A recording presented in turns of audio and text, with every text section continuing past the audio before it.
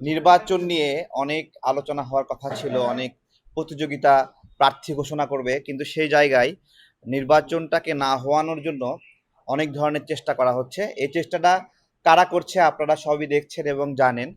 একটা সুন্দর নির্বাচনের জন্য আমাদের দীর্ঘ আকাঙ্ক্ষা এবং প্রতীক্ষা। সেই জায়গা থেকে বাংলাদেশ জামাতে ইসলাম নতুন করে বিভিন্ন ধরনের তত্ত্ব এবং চিন্তা হাজির করছে তাদের রাজনৈতিক ফায়দার জন্য। তো সেজন্য আজকে আমাদের এই আপনাদেরকে ডাকা যে আমজনতা দলের পক্ষ থেকে এর বিষয়ে প্রতিক্রিয়া কি।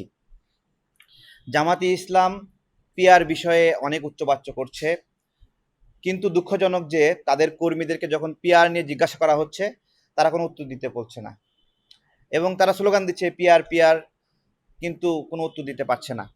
এমনকি এমন পর্যায়ে আসছে, এমন লোকদেরকে নিয়ে তারা পিআর এর মিছিল করছে, যে লোকরা মিছিল থেকে বলছে তারা এতদিন আওয়ামী লীগে ছিল, ভয় পেয়ে আওয়ামী লীগে ছিল, তারা জামাতি করত এবং এখন তারা পিআর চায়।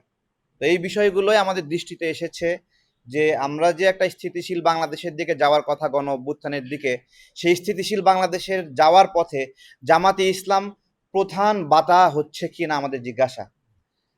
তারা আসলে কি চায়?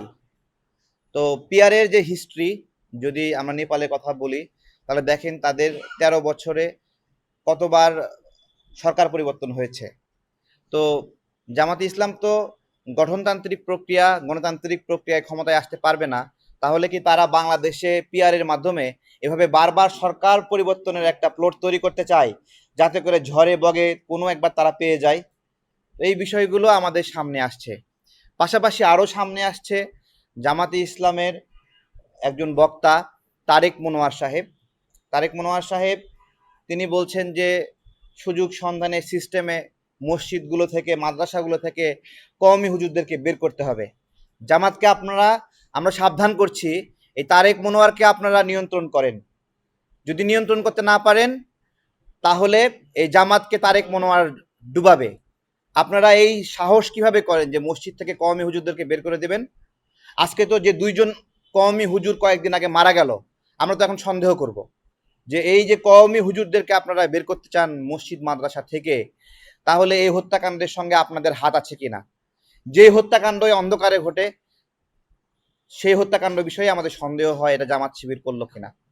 কারণ আপনাদের তো প্রকাশ্যে আসার সাহস নাই। আরেকজন আরেকজন বক্তা আমির হামজা, তার বিষয়ে সোশ্যাল মিডিয়া থেকে আমাদের মনে হয় যে এরকম যে মাফ কইরা দেন ভাই, এরকম একটা পেরেশানি দিচ্ছে দেশের মানুষকে।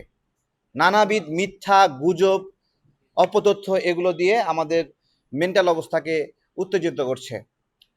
মুহাসিন হলে আজান হয় কিনা, নামাজ হয় কিনা, আমির হামজা কখন কোনো সময় মুহাসিন হলে আসছিল?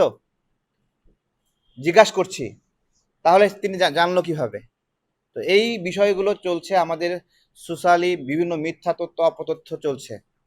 আর আমাদের যে সমস্যা হয়ে দাঁড়িয়েছে সামনে নির্বাচনের জন্য, বট বাহিনী বিষয়ে।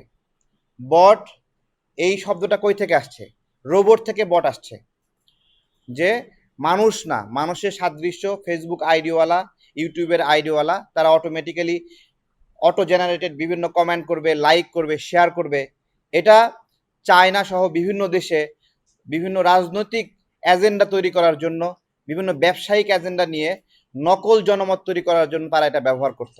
আজকে জামাত খুব শক্তিমত্তার সাথে এই বটটা ব্যবহার করছে। বট বললে জামাত খেপে যায় কেন? তার মানে এই বটটা তাদেরই একটা অর্জন।